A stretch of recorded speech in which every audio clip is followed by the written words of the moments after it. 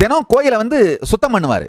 அவர் வந்து என்னுடைய குரு கிட்ட கேட்குறாரு, சாமி ஒரு லாட்ரி டிக்கெட் வாங்கி 1,00,000 ரூபா பரிசு வந்துச்சுன்னா என் லைஃப்ல நான் ஒரு வீடு கட்டிக்கிட்டு வாழ்ந்துருவேன், இல்லை நீ ஆசீர்வாதம் பண்ண அப்படின்னு கேட்குறாரு. உடனே என் குரு என்ன சொல்றாரு, 3 நாள் சாப்பிடாம விரதம் இருந்து வா, அப்புறம் சொல்றேன். எனக்கு ஆச்சரியமா இருந்தது, லாட்ரி டிக்கெட் விடுறதுக்கும் சாப்பிடாம விரதம் இருக்கிறதுக்கு என்னையா சம்பந்தம்?